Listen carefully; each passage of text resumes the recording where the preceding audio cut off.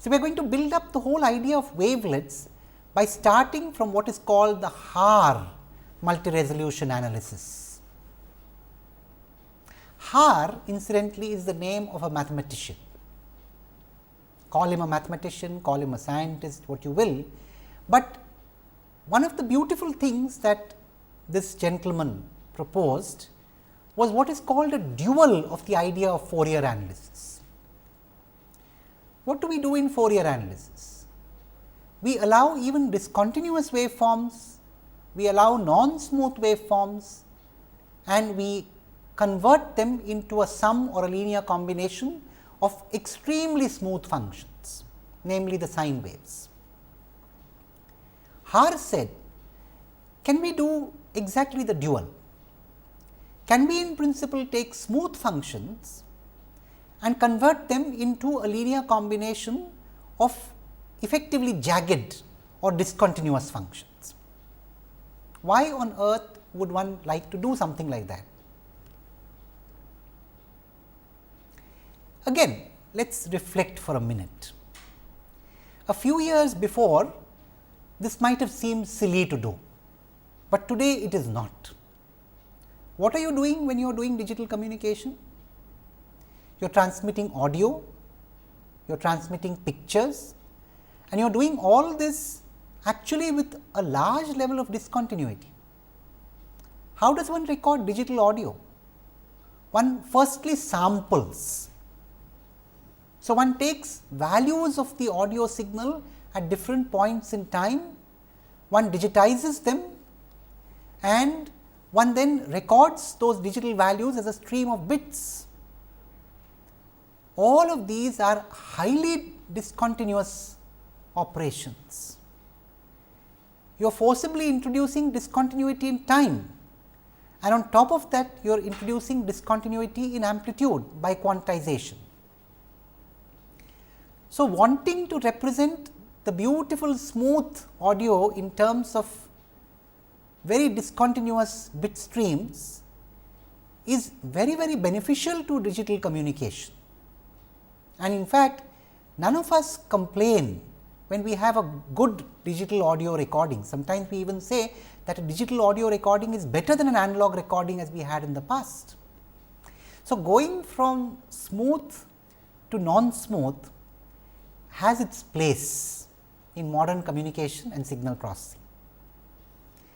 And when Haar proposed that one should look at the whole philosophy and the whole principle of being able to go from smooth to non-smooth, perhaps he was looking into the future, when this would be absolutely essential. What we are going to do in the very first few lectures immediately following this is to look at one whole angle of wavelets and multirate digital signal processing based on the principles that Haar propounded. So, we are going to look at what is called the Haar multi-resolution analysis. And in fact, if we understand the Haar multi-resolution analysis in depth, we actually land up understanding many principles of wavelets, many of the essentials of multirate processing, specifically what is called two-band processing very well. So, we shall draw upon the Haar multi-resolution analysis to understand some of the basic concepts that underlie this course, and of course, build upon them further later on. From the Haar, we shall progress to slightly better multi-resolution analysis, better in what sense we will understand, and there are many different families of such better multi-resolution analysis, one of them being what is called the Dobash family. Dobash is again the name of a mathematician scientist who proposed that family of multi-resolution analysis. As I said, at a certain point in the course immediately following this, we shall then look at the uncertainty principle fundamentally and in terms of its implications. From there, we shall move to the continuous wavelet transform. So, in the Haar multi-resolution analysis, we have a certain discretization in the variables associated with the wavelet transform. Later on, we shall go to what is called the continuous wavelet transform, where the variables, the independent variables that are associated with the wavelet transform all become continuous. Following that, we shall look at some of the generalizations of the ideas that we built up earlier in this course, and towards the last phase of the course, we shall look in depth at some of the important applications to which wavelets and multirate digital signal processing provide great advantages.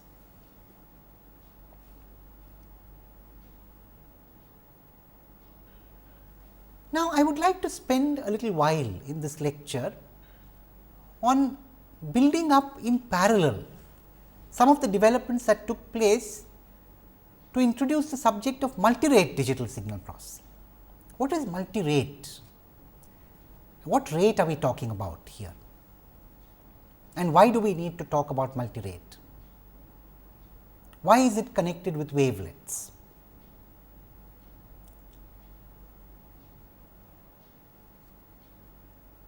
Let us go back to the audio example, or maybe let us first go to the biomedical example. In the biomedical example, we said we would have quicker parts in the response and slower parts in the response. The slower parts of the response are likely to last for a longer region in time. The quicker parts of the response are likely to last for smaller regions in time. So, here other than the concept of being able to localize on a certain region of time and of course, correspondingly on frequency, there is also the distinction between what kind of localization is required for higher frequencies and lower frequencies. If we spend a little bit of thought and time in understanding these two kinds of components, we will realize that most of the time when we are talking about slower parts of the response or lower frequencies, we are talking about compromising on what is called time resolution. So, I bring in the idea of resolution here. Resolution means the ability to resolve, the ability to be able to identify specific components. So, for example, frequency resolution relates to being able to identify specific frequency components, and going further and being a little more pinpointed, when I am talking about frequency resolution, what I am saying in effect is, suppose I have two sine waves whose frequencies start coming closer and closer together. Over what region of time do I need to observe them, so that I can actually identify the two frequencies separately? How can I resolve the two frequencies? How much can I narrow down on the frequency axis? Now, what we are talking about is not so much how much we can narrow down, but how much we need to. When we talk about higher frequency content or things that vary quickly, it is often, though not always, the case that we are willing there to compromise on frequency resolution, but we want time resolution. So, things that take place quickly and are transient, short lived, demand time resolution, and things that occupy the lower frequency ranges, which last for a long time, demand frequency resolution. So, very often it is true that when one goes down on the frequency axis, one demands more frequency resolution, the ability to resolve frequencies more accurately. as opposed to time resolution, the ability to resolve which time segment it occurs. And when one goes to higher frequencies, one normally demands more time resolution and lesser frequency resolution. One is asking for how closely one can identify two segments or two parts of the waveform which vary quickly.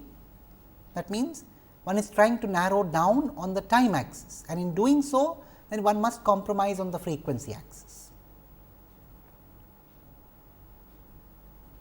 So, this is what brings us to the idea of multi-rate processing. You see, it means that when I talk about bands of higher frequencies, I must use smaller sampling rates in a discrete time processing system. When I am talking about lower frequency ranges, I must use larger time sampling points or sampling intervals. Why must I do so? To be most efficient in the processing operation. When I am talking about lower frequencies, so in an evoked potential waveform, if I am trying to look at the slower components, I should not unnecessarily sample too frequently. It only increases my data burden and does not offer me anything special. On the other hand, when I am analyzing the quicker components, it is inadequate to use a low sampling rate. I would be doing injustice to the components. For those of us who might be exposed to the concepts of sampling and aliasing, if I am not faithful in my sampling rate of the quicker components, I would introduce aliases. I would introduce spurious effects, which I do not want. So, all in all, we recognize that it is not a good idea to be using the same sampling rate for all frequency components. So, unlike a basic course on discrete time signal processing, where we assume all sequences are at the same sampling rate, here we need to deal with sequences that are effectively at different sampling rates in the same system.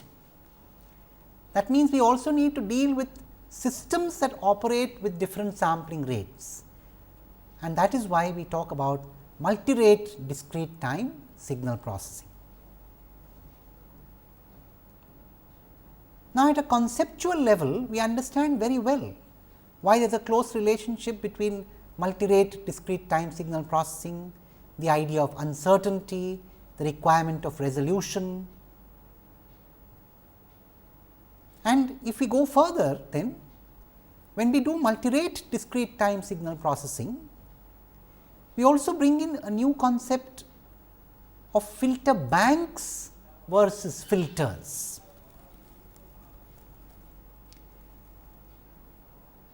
As I said, if we go back to the biomedical example, there is the effect or there is the desire to separate components.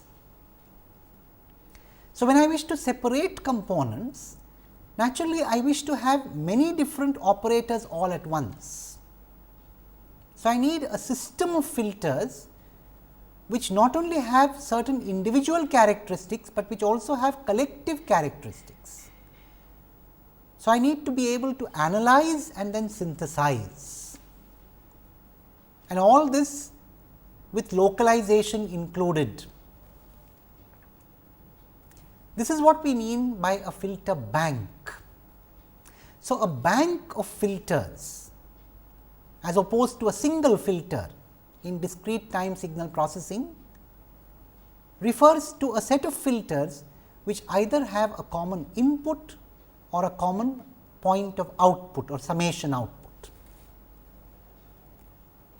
This concept of a bank of filters, and in fact, two banks of filters, an analysis filter bank and a synthesis filter bank taken together, is very central to multi-rate discrete time signal processing. We shall be looking at that concept in great depth. So, we shall be building up the idea of a 2-band filter bank in reasonably great depth in this course. The concept of a 2-band filter bank is of great importance in being able to construct wavelets. In fact, we shall see even from the Haar multi-resolution analysis example that there is an intimate relationship between the wavelet or the Haar wavelet and the 2-band Haar filter bank. So much so that if I construct a properly designed 2-band filter bank, I also construct a multi-resolution analysis that goes with it, so to speak. All this is very exciting, and what we intend to do in the lectures that follow from here is to take these concepts one by one. So, in the next few lectures, we intend to talk about the Haar multi-resolution analysis to build up certain basic ideas from it. In the lectures that follow, as I said before, we intend to talk about the uncertainty principle and its implications. Following that, we move from the discrete to the continuous wavelet transform and then generalize both the continuous and discrete wavelet transforms to a broader class of transforms. With that, then, we come to the end of this first introductory lecture on the subject of wavelets and multi-rate digital signal processing, and proceed therewith in the next lecture to talk about the Haar multi-resolution analysis. Thank you.